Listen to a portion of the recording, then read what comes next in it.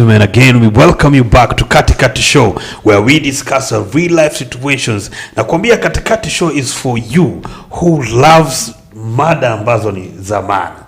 Mada mzuri. We get to discuss them, indulge in them, and don't forget we give you that opportunity to comment and tell us what you think about, how you feel about the topics that we are discussing. So Georges, today I want us to touch on the should I call it the strength of the mouth, or the power of the mouth, or the spirit in the mouth. Uwezo wa mdomo. Unajua kuna watu ambao mdomo wao sana sana ni wa kuongea na kukula. Kuna mdomo, kuna watu ambao wanatumia mdomo kukula tu na kuongea. Hawatumii mdomo yao kufanya kazi nyingine. Na kuna wale watu ambao wanajua kutumia mdomo wao zaidi ya kukula na kuongea. You know what I'm talking about? Kufungua kamba. Kuna watu ambao kufungua kamba, lakini kuna wale watu ambao wanatumia midomo yao kubariki maisha yao. Sio ni kuongea tu. Si kuongea. Sio ni kuongea. Kuongea ni kuongea tu. Kuongea hata sasa tunaongea. Lakini kuna mtu ambaye haongei tu. Ushasikia mtu anakuambia, "Wewe, mimi nanunua gari." Mimi nanunua gari. Yani anatumia ule mdomo. Someone who's using their mouth to command their days, to bless their days, to curse people. Kuna mtu hata hiyo mdomo yake ni weapon. And you know, iko katika Biblia kwamba maneno ambayo yanatoka kwa mdomo yako yanaweza kuwa ya kubariki na kulaani. So Georges, what is the power of the mouth and the words that come out of it? Kulingana na wewe. Kwanza tuanze pengine na tukio. Ushapata mtu pengine kwa maisha yako ashawahi kukuambia jambo tu na jambo likakuja kuwa ukasema huyu jamaa ni mchawi wa mdomo? Unajua mdomo ndio key ama ndio mlango ya kuingia kwa roho yako, kuingia kwa mafikra zako, na kuingia kwa akili zako. Ndio. Because your mouth, ukiongea ndio watu huwa wanasema huyu mtu ni genius. Huyu mtu ni mjinga. Huyu mtu ni mkarimu. Huyu mtu ni mnyama. Ndio. It's just through your mouth. Yes. Na maneno ni very powerful. Kwa the Holy Book kwa tunajua ya kwamba Mungu aliumba ulimwengu kupitia maneno. Maneno peke yake. Anasema wacha tuumbe. Akasema kuwe miti, kuwe wanyama, kuwe watu, kukakua. So mdomo ni kitu ya maana na ni kitu ya especially maneno. Maneno yenye huwa tunatemuka, yenye huwa tunaongea ni ya maana sana. Yes. Unasema mdomo ni mlango.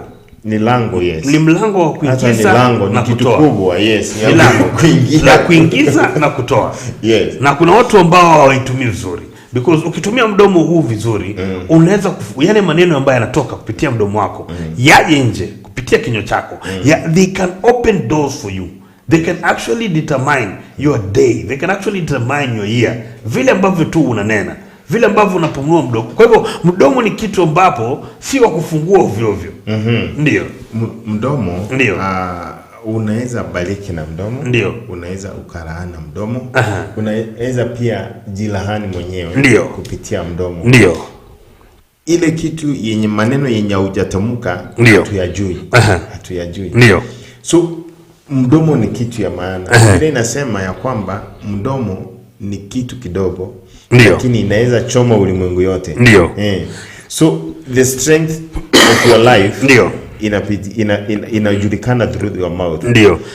How do you communicate visions that you have? Ndio. For example, tuseme kuna CEO wa the biggest company in Kenya.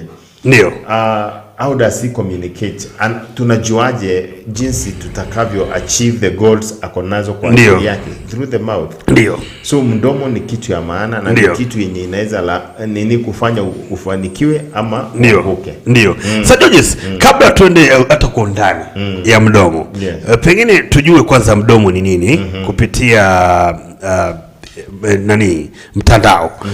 Mdomo wameipatia jina nyingine inaitwa kinywa. Kinywa au mdomo ni uwazi ndani ya kichwa. Yes. Ndio hiyo sasa. Ni uwazi ndani ya kichwa. Yes. Yaani kwa kichwa yako shibo pale ndani ya mdomo. Unajua kuna watu wanafikiria mdomo ni hii ni lips. Hii ni lips. Lakini mdomo ni hicho kiwazi. Yes. Ndio. Wanasema kwamba ni chanzo ni wazi ndani ya kichwa mwenye shughuli tofauti kwa binadamu na wanyama wengi wenye uti wa mgongo. Nirudie tena. Kinywa au mdomo ni uwazi ndani ya kichwa mwenye shughuli tofauti kwa binadamu na wanyama wengi wenye uti wa mgongo. Ni mahali pa kuingiza chakula mwilini, hivyo ni chanzo cha mfumo wa mmeng'enyo wa chakula. Mfumo wa mmeng'enyo wa chakula. Basi waega wanasema ni nafasi ya kuingiza hewa mwilini, hivyo pamoja na pua ni chanzo cha mfumo wa upumuo. Right? Wanasema ni mahali pa kutokea kwa sauti, ambako sauti inayotengenezwa kooni inapokea umbo lake kwa msaada wa ulimi na midomo, hivyo ni sehemu muhimu ya uwezo wetu wa kuwasiliana na wengine. Yes. Kinapatikana kwa karibu wanyama wote wenye seli nyingi, lakini kwa wanyama sahili kazi yake ni kuingiza chakula pekee. Those are now animals. Unaona? So tumekuja kupata kwamba mdomo ni nini. Ni sehemu hii. Ndio Sir Georges. Na sehemu hiyo ya mdomo unaitumiaje? Kumaanisha huo uwazi wako wa mwili unautumiaje? Na ndio tumekuja kwa mada yetu, tunasema kuna watu ambao wanatumia nafasi hiyo kula tu. Kufinya tu. Kufinyanga ugali tu. Mdomo wake ni kuitisha ugali, kufinya na kuongea mambo ya kawaida. Lakini kuna watu ambao wanatumia nafasi hiyo kutafuta riziki. Kama kina Mr. Riebebe hapa. Kama Sir Georges hapa. Tukiwa katika show, nafasi hii tunaitumia kutafuta unga, kutafuta hela. Sio kukula tu. Na tukasema kuna watu ambao wanatumia mdomo huu kulaani wengine. Wengine wanatumia mdomo huu kubariki wengine. Inategemea wewe mdomo wako unaotumia vipi. Hebu Sir Georges nikupe tukio. Sisi tukiwa pale kwetu Taita Taveta. Unajua Taita ni sehemu ambapo kitambo tulikuwa na mambo kama ya wabaasi, ambayo ni mambo inajulikana ni kama ni mambo ya inaingiana na mambo ya kishirikina. Yes. Mambo ya kichawi. Na tulikuwa tunaambiwa na mama yetu, wakati unaenda katika kikao pahali popote na mtu akwambie, maana kuna watu wale wanatabia wa kutumia mdomo wao vibaya. Mtu anakwambia unatembea tu hivi, unasikia mtu anakwambia wala vile anatembea, watu watao nao watarudi tu. Anakutusi, anaanza kukutusi kidogo. Hakutusi. Sir Georges. Kuna tofauti ya kutusi mtu na kufungia mtu njia na mdomo. Anakwambia watu wa town wana maringo, hawajui watarudi hapa, mwisho tu hapa nyumbani. Na mamangu alikuwa ananiambia, wakati unasikia amesema hivyo, kupitia mdomo wako, kashifu hiyo. Sir Georges. What is the power that your mouth holds? What is the power that the words that come out of your mouth hold? And how can you cancel this? Unaweza kucancel kwa kunena pia? You see, our lives hangs on our words. They hangs on our thoughts. And our thoughts are communicated through the mouth. So most of the time we are supposed to keep on talking. When you talk, Biblia inasema the vision that you have, put it on a tablet for people to see. Now, how do you put it on a tablet? You can either write it. When you write it and put it on your table, very few people will see it. Yes. But when you speak, like now we are speaking, when you speak, advertisement is speaking. Everything that you think about in this life is about speaking. And when you speak, people will catch what you're saying. People will know you. people will notice you. Kwa hivyo, what is in your head is not known until you speak it. So, and when you speak, there are people who are very good in cursing. They can curse you. Yes. And they can speak ill of you. And Bible says that you are supposed to condemn such words. Condemning the word, it's like anakurushia mshale na wewe unarusha, zinagongana. In the Gaza Israel war, yes, umeona kuna wale those in Gaza, Hamas wanafire missiles towards Israel. Yes. Now Israel inafire back. Inafire not back. The security systems of Israel, they fire back. At those wale wakirelease tu ya Israel nayo ina release zinakutana juu zinagongana. So that is how words are supposed to be. Mtu akikuletea maneno chafu unaicondemn. You are not cursing back, but you condemn those words. And huwa nasema, if you don't know about, kama baba yako akienda akulaani kwa mfano, akulaani na hajakwambia, it cannot harm you in any way. Yes. But once you know it, you put it in your mouth, it starts, in your head, it starts having effect on you. Yes. So you can condemn it. You can say, whatever you are saying is nonsense. Yes. It will not be on me. Yes. Yes. There's some people, Sir Georges, who will say that, my great-great-grandfather said words that have, put us in a certain situation that we are in today. Yes. And you are now telling me that if you don't hear what they said, they might not affect you. But there are people who are in the third generations and are facing first generational curses. What happens is, it is passed from generation to generation. So your father hears it. In that your father had it. He told your grandfather had it. He told your father. Then your father is telling you also. He's told you. So our grandfather said this. You see, once it's repeated, it becomes alive. Yes. Yes. So it's like, mimi nilikasi my son. My son akakasi nini yake. Yeah. And you see, like, for example, I'll give you an example of daughters-in-law. Daughters-in-law, the whole of this Kenya, don't love their mother-in-law. Very rare. Yes. It's very rare to find a daughter-in-law who adores the mother-in-law. Yes. You know why? Yes. Because they keep on cursing one another. Now, your mother never appreciated your grandmother. So your grandmother curses your mother. Then when you marry, already your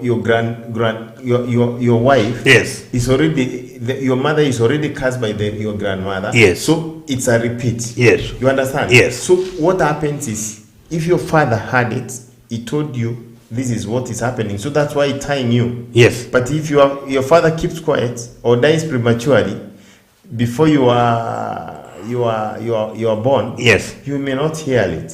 So it may not affect you. Yes. Yes. And do the words, as what are to talk about speaking to us as human beings? Can words speak to the environment that you're in? Like the way, let's say, because there's a day you said here, and it's not only you said, it's the truth that the Bible says, that we are created in the image of God. Yes. Now, and God, when he was creating this world, according to what we believe in, what I believe in, he was saying, let there be light. Yeah. And he was commanding the world. Can the words that you speak out of your mouth command the environment? Ikabadilisha mazingira. Definitely. Definitely. You see, for example, what is environment? Environment is our surroundings. Now, for example, these are where we are right now. Planet Gym is a company. Yes. It has been created by one person. Yes. Brought in people, and here we are. Yes. So the one who started the business must have spoken, must have commanded, must have decided this is the way to go. Yes. And we are going that direction. Yes. Think of any company. There are those companies which have lived 100+ years. Yes. The owner decided this is where I want to be, and I want to be here in 200, 300 years. Yes. And the companies are growing stronger and stronger every day. Yes. So our what we command our environment. Yes. Now, for example, if you want your environment to be beautiful, what do? You command it to have good trees. Yes. By starting to plant trees. Yes. And you call people, you tell them, let's plant. You employ guys and say, I want it 3 feet from one another. You are commanding. Yes. You are speaking. Yes. And they will plant 3 meters. I mean, the specifications you have given. So eventually, the environment becomes beautiful. Yes. You know. Yes. So we command our environment. We command everything that we are in. We are only. I mean, we are a creation. The environment is a creation of our words. We are creation of our own words. Yes. Is it possible, Sir Georges, kuna wimbo nilisikia ya dada Rose Mwando, and she was saying unajilani mwenyewe, unajiroga mwenyewe, maneno unayotoa kwa kinywa chako, you're cursing yourself. Now, Sir Georges, is it true that you can curse yourself with the words that you say? Yani unakaa, unajua, and even someone would wonder who's watching us, how, because you don't know when you're cursing yourself. Unajua unaweza kuwa tu unatembea, unasema maneno, lakini hujui maneno iko na mzigo gani, kama iko na uzito gani katika maisha yangu. Is it possible to curse yourself with the words that you're saying against yourself? Ile unasikia unaambiwa umejilani wewe, unajilani. You see, every morning I wake up, yes, I command my day. I will speak good of my day. Yes. I will say what I want to achieve that yes. day. Now, I don't know whether you have seen people say, one time there is a guy, we went for the burial of his brother. Yes. And his brother was around 50 years. And him was around 45 there. So he told us, you know, all our brothers have died. This was the next. I follow this brother. So I am next. And I'm telling you the truth. 2 years down the line, he was gone. He was gone. So sometimes, not sometimes, all the time, whatever we think and whatever we speak about concerning ourselves, yes, that's what we become. Now, those people who are very rich, yes, they believe in themselves. They started by saying, I want to have $1 billion bob in my account. It's not by chance, it's yes, not by accident that you find people are doing very well. People decide, yes, and they speak great things about themselves. And those people you find languishing in poverty, it is their choice. They have decided, I want to be a poor person. Yes. So because my father was poor, I am going to be poor. And yes, sisi ni mahustlers. Sisi hatuna pesa. Yeah, because sisi ni mahustlers. Kuna watu ambao wako na hiyo tabia. Ya kila wakati wanasema nini nitwaje? Mimi nimesota. Aki mimi sina do. Aki sina do. By the way, the other was I was speaking to a police officer. Yes. A lady. Yes.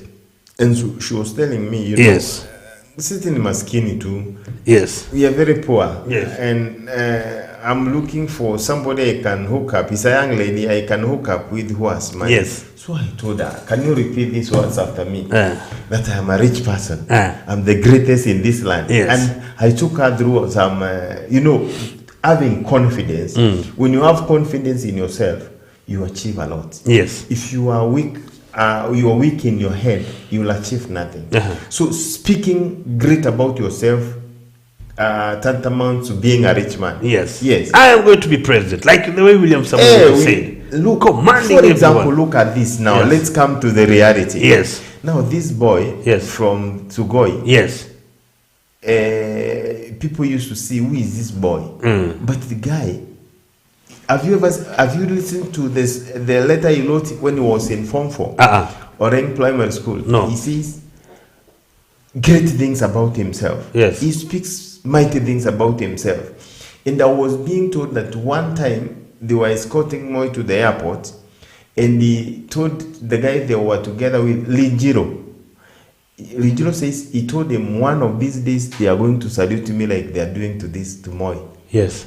You know? So life is about, and then he comes and tells people, I'm the best.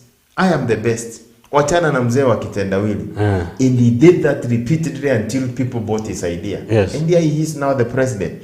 So you cannot be a president without speaking great about Yes. yourself. Without telling people that you are the greatest in this land. Yes. Without telling people that you are born special. You know. Yes.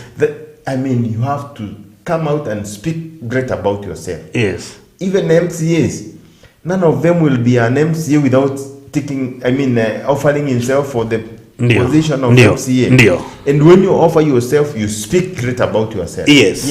And is it that Sir Georges, huenda pia uchawi pengine ikakuwa watumii uchawi ukweli? Pengine ni mchawi tu ya mdomo.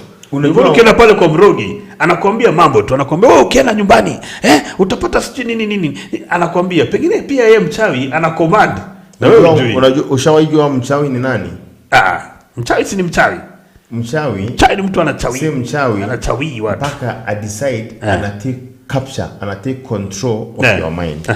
Mchawi ni mtu mwenye anaweza take control. Conman. Not conman. He can command your mind. You see, wakati umeenda kwa mchawi, what are you telling this mchawi? That you are the greatest. So huyu mchawi akikwambia any word anakuambia unakubali. Akikwambia enda toa nguo kimbia usiku ukiwa umebeba kuku, that's what you do. Yes. Because unamuamini. Ndio. The same case with, you know why we believe in God? Why we achieve we get what do you call it? Why we get miracles. Yes. Why we get healed. Yes. Because we believe in God. If you don't believe in that person, hakuna kupona. So what happens is mchawi ana take control of your mind. Yes. And that is where the word witch come from. Yes. Because life is about taking control of your mind, taking control of what you speak. Yes. Because what you speak with your mouth is what is in your head. Yes. So Meskia is the gateway to our head. Yes. Yes. Sir Georges, on a lighter note, someone here is saying, our mouth speaks sometimes, but our face speaks all the time. No, you see, those are expressions. Okay. Our mouth speaks sometimes, but our face speaks all the time. Don't use the same mouth to lie and pray to God at the same time. Sometimes I shut my mouth in order to communicate directly with my soul. Huyu ni mtu vile anaendelea kutiririka. Anasema usije ukatumia mdomo wako kudanganya, kwa sababu nyuso yako itasema ukweli. No, you see that sometimes maybe it's true, but I disagree with that. Because sometimes you may feel so excited that you start crying. Sometimes when I'm so excited, I cry. Yes. And when I'm so hurt, I laugh. Yes. That's the truth. Yes. If, for example, I go to a meeting and somebody does very great thing, I will cry. Literally. And people think I'm sad. But it's because I have a lot of joy in me. Yes. So it doesn't mean when you fold your face or your facial expression cannot communicate what is in your heart. But your mouth does. Yes. Lakini wanasemanga even hata wale ma-CID wakikuweka katika lile investigation room, wanasema unaweza kuongea, unasema uliiba, sikuiba, lakini wakiangalia macho yako, wakaangalia uso wako, wanajua huyu jamaa expression yake, huyu jamaa aliiba.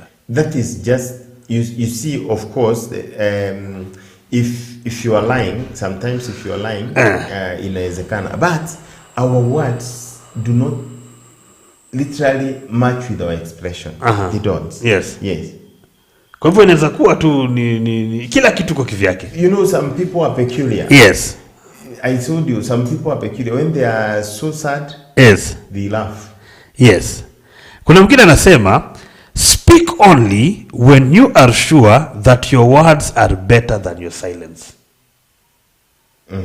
The wise man. What do you think about that? Very wise man, sana. But you see, as I am saying, you can never know. You can never know what is in your head. Yes. Sometimes even me, when I speak, it's when I realize what I'm up to. Yes. You understand? Like when we do a show like this, I go and listen to it. Yes. Because when I'm speaking, I don't know what I'm speaking. Yes. But I'm speaking my mind. Yes. But sometimes you may not know Yes. what is in your mind until you speak.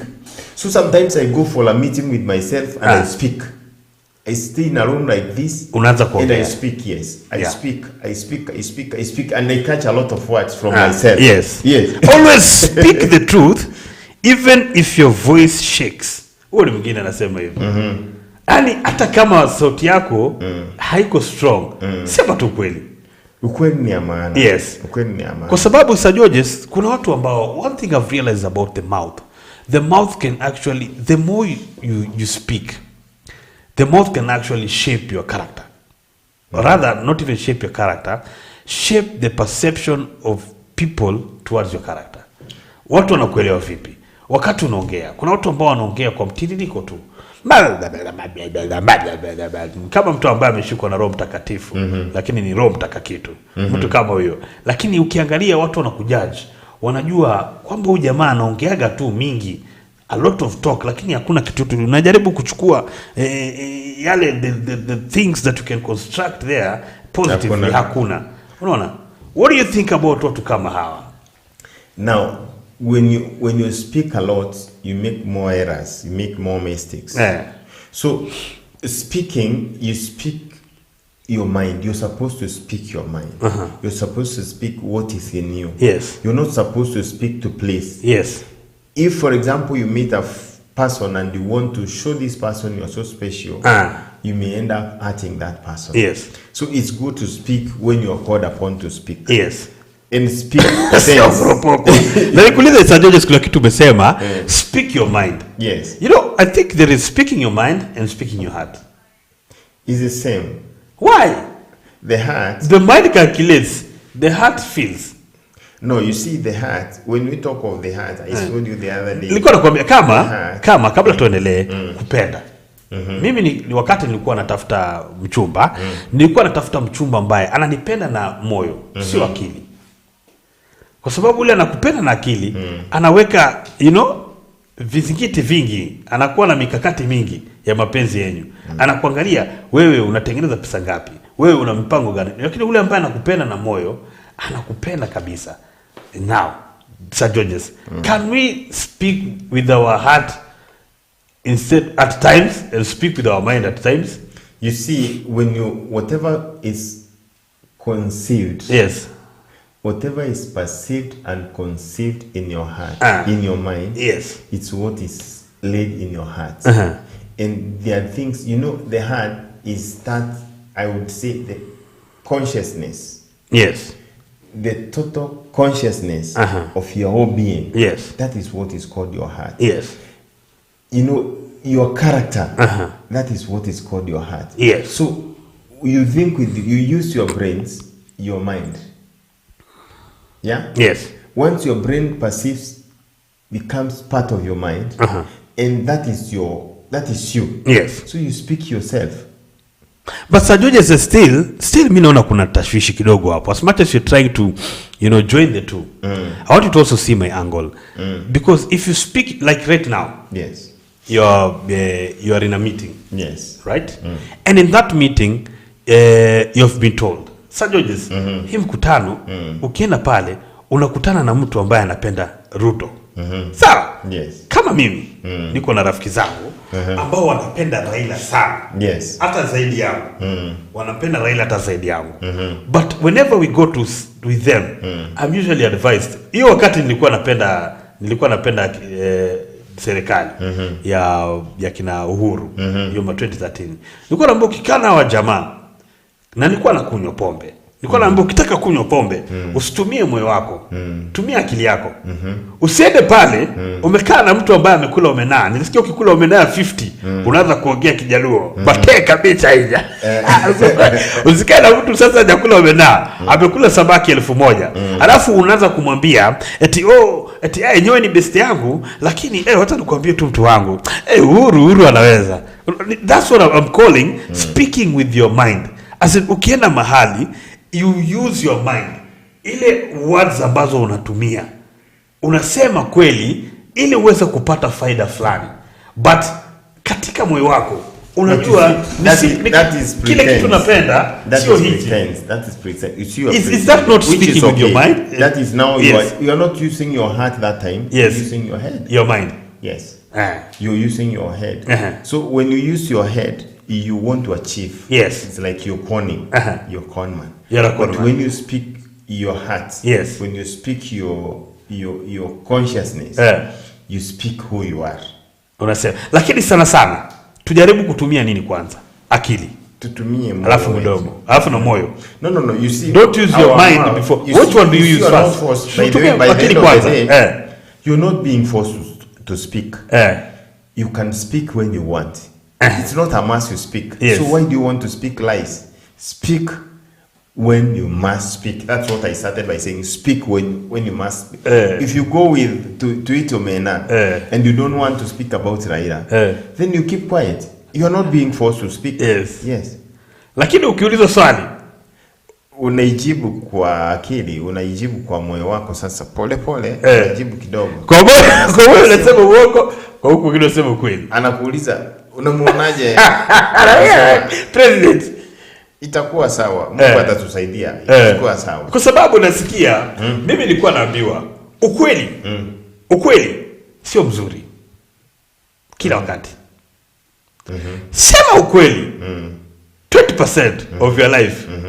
80% of your life, of your maisha yako. Danganya. Kwa sababu binadamu hawapendi kuambiwa ukweli.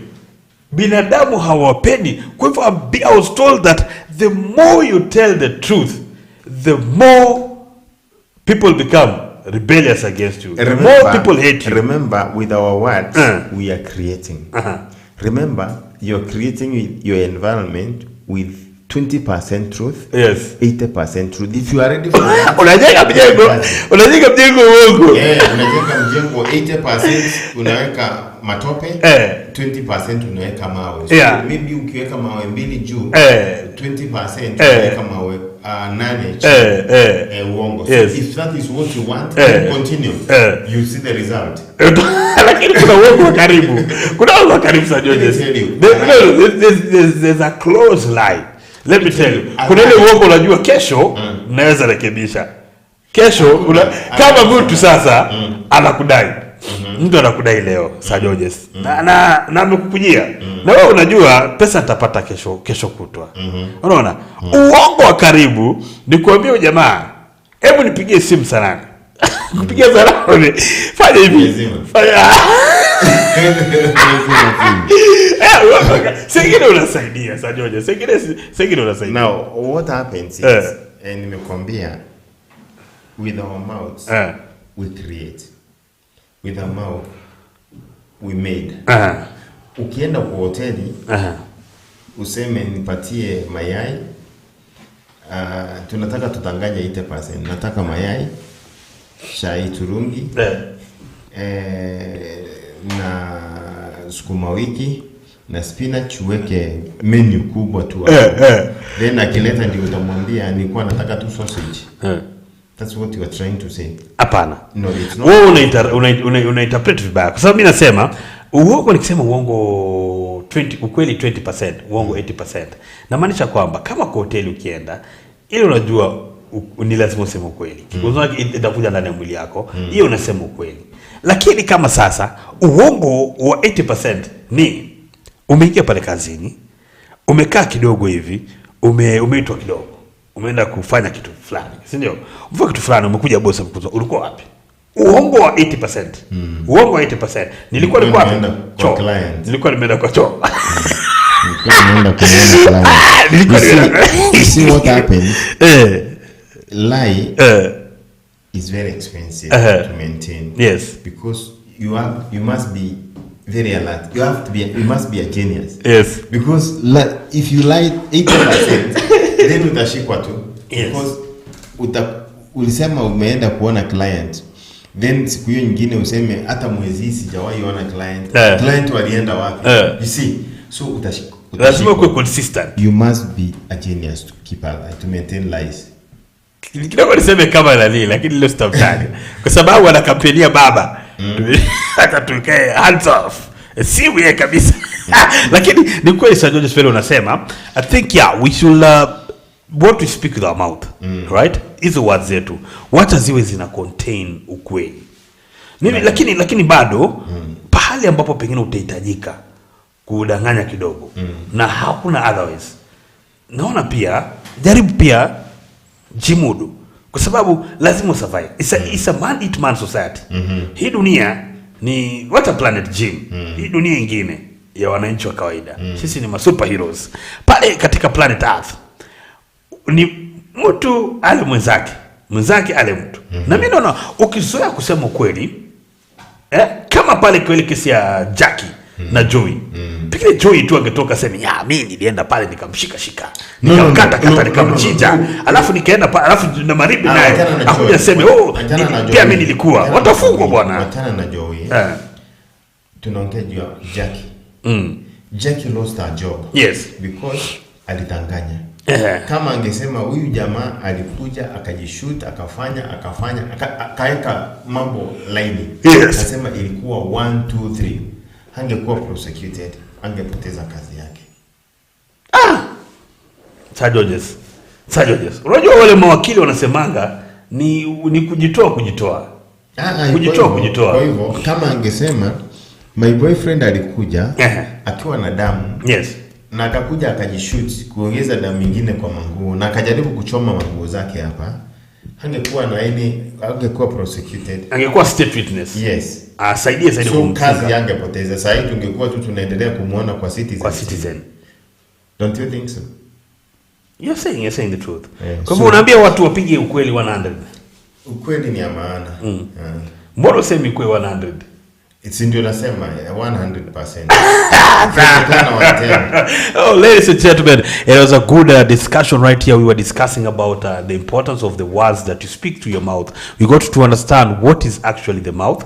And for me, here as Altezi, Mr. Riebebe, ukikuwa pale mtani, make sure that the words that you're speaking, the words that will build you, and words that will not destroy other people. Indeed possible, let them match your words. Match? Your action. Sir George is also saying your words should match your actions. If possible. Yes. Usije ukakuwa ni mtu wa kujenga majumba na hakuna kitu yote. Yaani unajengea watu, inaitwa stories za jaba.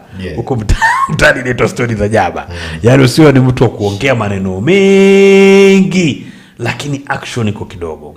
Ladies and gentlemen, thank you very much for watching this fascinating episode of Katikati Show. And tomorrow I think Sir George, we need to indulge more on lies. Hii maneno ya uongo bado sio ni kama tumefikia pale inafaa kufikia. I think on the next episode we can discuss on that. And even our viewer at home, comment there, tell us what you think. Hii maneno ya mdomo, also give us scenarios. Ni scenario gani ambayo kwa maisha yako umeshaona maneno ya mtu yamekuja akakuwa reality? Mtu amekuambia kitu kibaya kikakuja kikakutendea. Yes, tell us. Get on the comment section, fill us in on your scenarios. And at Katikati Show we are here, me Altezi, Mr. Riebebe, together with Sir Georges, the Ole Mokindis, and we are going to discuss that. And thank you for being with us this beautiful Monday morning. And don't forget, if you're looking for the perfect company to sell you that perfect land, because 2024 Sir Georges tumesema tunataka watu wakuwe na manyumba. We want to inspire guys to have a home, because the homes are very good. Unajua, na siku hizi nimeona vijana wako na tabia mbaya. By the way, and those people are the ones we should bring to Jim Estates. Nimeona marafiki zangu kama 4 5 hivi ambao ni kama wanaishi ndani ya gari. Jamani, guys, you cannot live in your house. In your car. You cannot live in your car. Unapata mtu ako na suti kuanzia ya Monday mpaka Friday. Unapata mtu ako na viatu pale ndani yake. Yaani ni kama logic yake. Please guys, come to Jim Estates. It's easy. It's easy to buy land. Yes. It's not as hard as people put it. Yes. And it's not like you're being conned of your money. Come over. Let's go together. Let's work together. Yes. Let's inspire you to owning a home. Yes. Usikuwe mtu wa kurent nyumba 24/7. Yes. Ujalaaniwa na yeyote ile. Speak with your mouth and you get what you want. Yes. Yes. Sema hii mwaka ni mwaka yangu. Hii mwaka nataka kuwa na shamba. so that next year utasema hii mwaka nataka kuwa na nyumba yangu, kwa sababu mdomo wako uko, uwezo wako uko kwa mdomo wako. I will add totally nothing on that. That was perfect. With your mouth, you can own a parcel of land at Gmail.